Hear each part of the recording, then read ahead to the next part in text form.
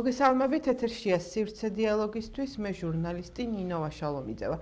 დღეს ჩვენი გადაცემის სტუმარი ერთიანი ნაციონალური მოძრაობის პოლიტსაბჭოს წევრი, ამავდროულად პარტიის რაიონული ლიდერი ბესო ქათამაძეა. მოგესალმებით ბატონო ბესო და მადლობას გადაგიხდით გადაცემაში მონაწილეობისთვის. ჩვენთვის სამწუხარო ფაქტით უნდა დავიწყოთ გადაცემა უკრაინაში დაღუპულ ქართველ მებრძოლზე, ოზურგეთელ მებრძოლზე, ამირან ზოიძეზე. გვინდა მოგვიყვეთ, მოგვითხროთ მისი ისტორიის შესახებ, მისი დაღუპვის შესახებ. ვრცელდებოდა ინფორმაცია, რომ ის 2024 წელს აიყვანეს ტყვედ, შემდეგ 2005 წელს გადმოსცეს უკრაინას. მოკლედ უფრო დეტალურად რომ მოვყვეთ მაყურებელს, დღეს გადმოსვენებულია, დღეს მისი დაკრძალვაა, ამასთან დაკავშირებით რომ გითხრათ ორი სიტყვა. მოგესალმებით, მივესალმები თქვენს მაყურებელს.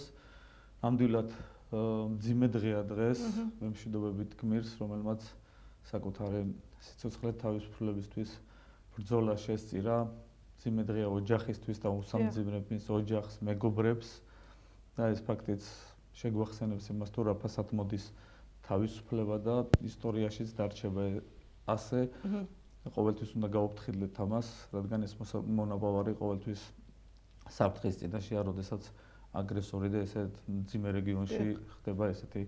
თქვენ გავრცელეთ ინფორმაცია, რომ ის ნაწამები იყო, ანუ როგორ იყო, რა ხდებოდა და ამ ფაქტთან დაკავშირებით ის თავისი ნებით წავიდა უკრაინის შეიარაღებულ ძალებში ჩაირიცხა, ბატალიონ თბილისის დაქვემდებარებაში იყო, ბრძოლობდა ფრონტის გარკვეულ მონაკვეთზე, რადგანაც 2024 წელს ჩავარდა ტყვედ, რაც მძიმე ამბავი იყო თავის სამეგობროსთვის და ოჯახისთვის ნამდვილად.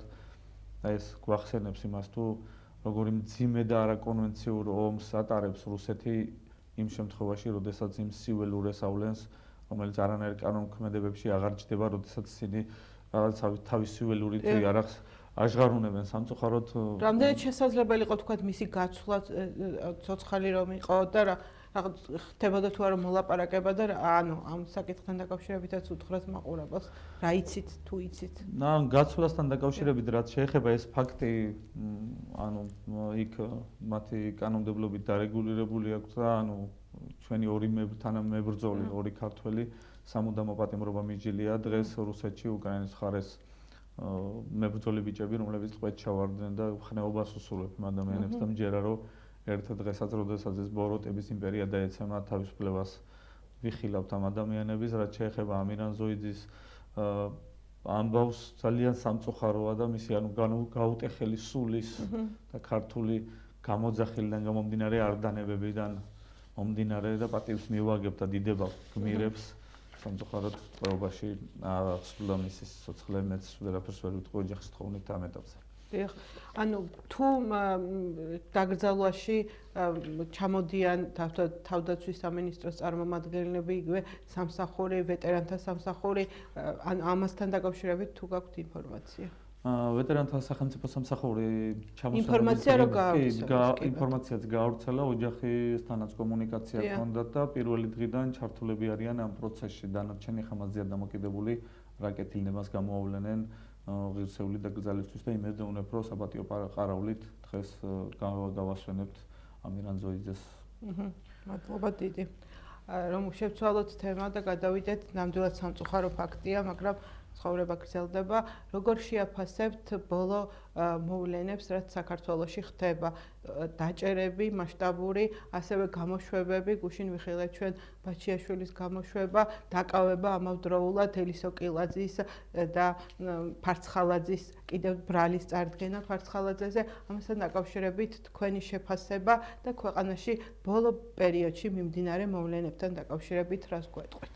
ქვეყანაში მიმდინარე მოვლენები რაღაც კანონზომიერებას აცდენილია და არასამართლებრივია. ყველა საღადმოაზროვნე მოქალაქეებთ ამხვდებით ამაზე, რომ ანუ გუშინდელ ფაქტს თუ ავიღებთ ბაჩიაშვილს, რომელსაც მოგაცრავად, რომელსაც 11 წელი ქონდა მისჯილი და სამართლებრივი ამბები დასრულებული იყო გუშინ სასამართლომ, რა ვიცი რა კანონ რა მოტივით გაათავისუფლა, ხა მიხარია რომ ადამიანი ციხესტოვებს და ულოცავ მას თავისუფლებას, მაგრამ კითხვით ნიშნები არის სამართლებრივ ჩარჩოებს აცდენილია ეს პროცესები იურიდიულ ნონსენსია, როდესაც მისჯილს შემდეგ ახალად სამართლებრივ და თავისუფლებაზე ფაქტობრივად 15 წელი მისჯილი ქონდა. შეწყალების გარეშე, ავი სასამართლო მიიღო ჯერ მიუსაჯა ვერ დღეში, შემდეგ ერთი რამდენიმე თვის გასვლის შემდეგ ახალი სასამართლო ჩაატარეს და გამოუშვეს გუშინ და რაც მიმდინარეობს ეს ფაქტებიც მეტყველებს იმას, რომ ანუ ერთი კაცის ნებასრულზეა მთლიანად სამართლებრივი სისტემა აწყობილი და იმ ერთი კაცის სულ დაბადების დღე საჩუქარი იყო და ალბათ 10,000 ბიტკოინის დაუჯდა ბაჩიაშვილს ეს თავისუფლება და ამ რაღაც წამებული ძროლში ყოფნას მის ამბავს ციხის უფროსი შეეწირა თავი მოიკლა თუ მოკლეს გამოძიებული არ არის დღემდე, ამიტომ რაღაც გადაწყვეტილებები თუ უნდა მიიღო ადამიანმა ჯობს მიიღო ისეთ დროს, როდესაც ეს არის მისაღები და ამდენი წვალება მის ოჯახსაც არ დაჭირდებოდა მის გახდება თუ არა ბაჩიაშვილის გამოშვება სხვა პოლიტპატიმრების გამოშვების თქვათ წინაპირობა.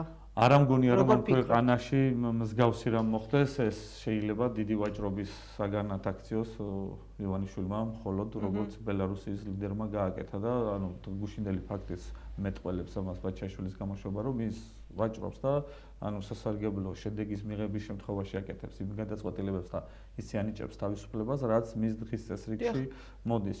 ანუ რთულია აქ რამის განსაზღვრა, როდესაც სამართლებრივ ნორმებს აცდენილია სისტემა მთლიანად და ანუ პარლამენტი, რა ვიცი, ჩრდილოეთ კორეაში ხდება მსგავსი რამ, როდესაც რაღაც ოვაციური სამჯერდაში დააჯილდოვეს და მიულოცეს დაბადების დღე და ანუ ეს ფაქტიც იმაზე მეტყველებს თუ რა სახის ქვეყანაში და რა პოლიტიკური მოწყობის დღის წესრიგია დღეს ამ ქვეყანაში და როგორ ვითარდება საერთოდ. ასევე როგორ გამოეხმაურებით თქვათ დაჭერებთან დაკავშირებით გუშინდელ დაჭერას ჟურნალისტის ელისო კელაძის ანუ ჟურნალისტის კონცენტრების თემა ახალი არ არის ამ ქვეყანაში და არაერთი პირი საუბრობდა, მაგალითად ლევან ხაბეიშვილი წლები საუბრობდა ამ თემაზე, რომ ლილუაშვილი გომელაური ქართული ოცნების მაღალი ჩინოსნები და პირები ჩართული იყვნენ და ძარცვავდნენ ევროპელ პენსიონერებს, მაგრამ ჩვენ ამასთან დაკავშირებით ვიღებდით მხოლოდ ბრალდებას, რომ მხოლოდ აი ხო ხედავთ კეზერაშვილი და აღმოჩნდა რომ საერთოდ კეზერაშვილი კი არა თავიანთი გუნდის წევრები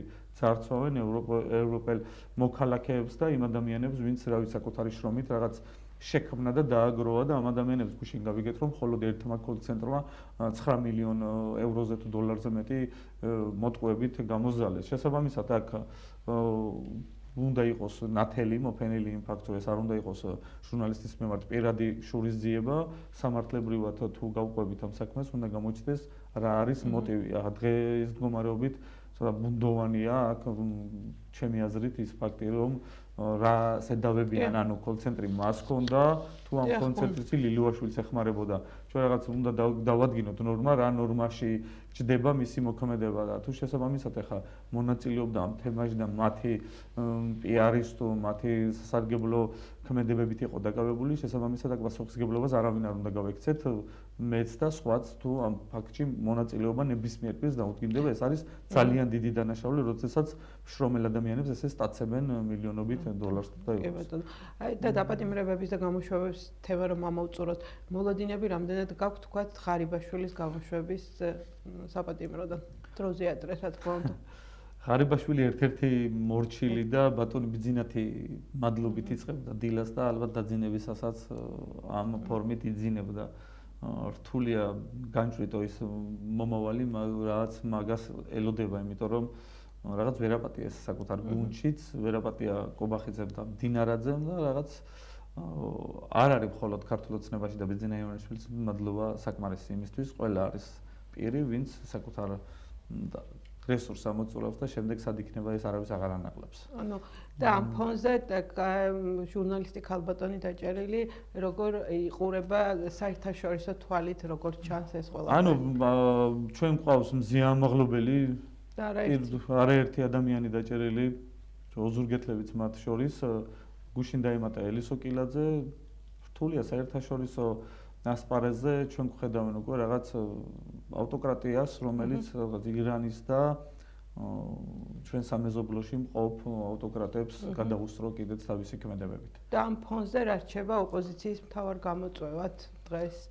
ოპოზიციის მთავარ გამოწვევად რაც შეეხება ოპოზიციამ უნდა შეძლოს და მიმდინარეობს მოლაპარაკებები. კულუარებში საუბარია იმასთან დაკავშირებით, რომ მუდმივად არის მუსირებს ეს აზრი, რომ გაერთიანებასთან დაკავშირებით თქვენ პირადად როგორ უყურებთ და თქვენი პარტია ამ საკითხს და რამდენად მნიშვნელოვანია? წლებია ერთიანი ნაციონალური მოძრაობა საარჩევნო პერიოდშიც ვამბობდით და გაცხადებული იყო ეს მედიითაც რომ ანუ გაერთიანების გარეშე შეუძლებელია დაამარცხოს გველეშაპი რომლის საცეცები ყველა პარტიის რაღაც კულუარებში თუ შესასვლელებში არის შესაბამისად თავარი ამოცანა თუ ამ ქვეყანაზე როდესაც მიდგება და გადასარჩენია ეს ქვეყანა და დემოკრატიულ წყობილებაში არის დასაბრუნებელი ყველამ უნდა გამონახოს საკუთარ თავში ძალა და გადადოს საკუთარი ამბიციები გვერდით ეს გაერთიანება შედგეს რომელთან მიმართებაშიც ამ მომენტისთვის მიდის მოლაპარაკებები დამატებით ვერაფერს ვერ ვიტყვი იქიდან გამომდინარე რომ ეს პროცესი მიმდინარეობს და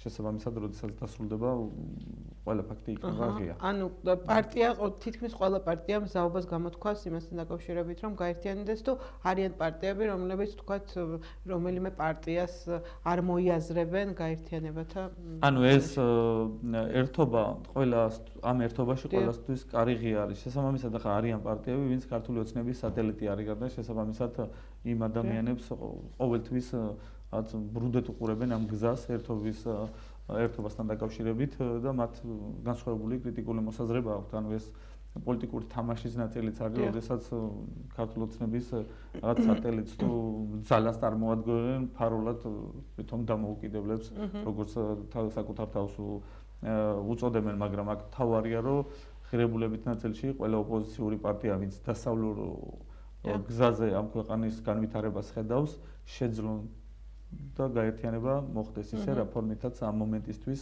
მიმდინარეობს მოლაპარაკებები. მადლობა და ბოლო კითხვა ჩვენ რეგიონული ტელევიზია გვართ და გვაინტერესებს რეგიონში თქვენი პარტიის აქტიურობის შესახებ რაც თქვათ საკრებულოს მიღმა დარჩით არ არის ისე აქტიური თქვენი ხმა აღარ ისმის ამომრჩეველთან მიმართებაში რას გვეტყვით ამასთან დაკავშირებით ამდენად იაქტიურებს თქვენი პარტია ამ კუთხით. გვესმის პათოსი ამ კითხვის საკრებულო იყო პლატფორმა, საიდანაც ისმოდა თქვენი ხმა აქტიურად რეგიონში არსებული პრობლემებთან დაკავშირებით ჩვენი ხმა, მაგრამ არ ვართ იმ პოზიციაში, რომ ადამიანებს კონკრეტულ მოცემულობებში მხოლოდ საკრებულოდან გვესაუბრა, არ იყო მაშინაც ესე, დღესაც გრძელდება და ყველა აქტუალურ საკითხზე, კორუფციულ საკითხზე და მიმდინარე რეგიონალურ თემებში ვართ ჩართულები თქვენი ტელევიზიაც აშუქებს ამ ყველაფერთან.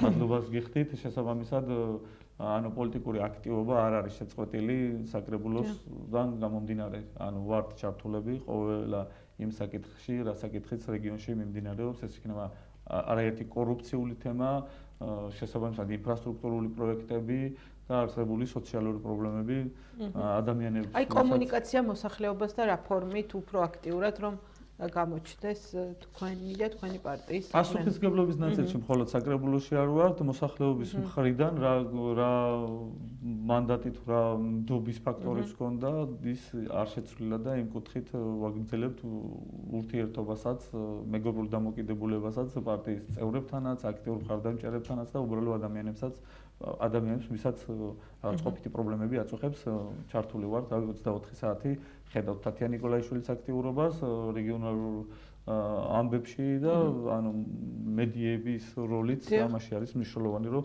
ეს ყველაფერი შუქდება ისე რა კუთხითაც აწუხებთ აქ ადამიანებს პრობლემები. მადლობა დიდი, მადლობა მობრძანებისთვის, სტუმრობისთვის, საუბრისთვის. მაყურებელს კი შევახსენებ, რომ დღეს ჩვენი გადაცემის სტუმარი იყო ერთიანი ნაციონალური მოძრაობის პოლიტსაბჭოს წევრი ბესო ქათამაძე. მადლობა.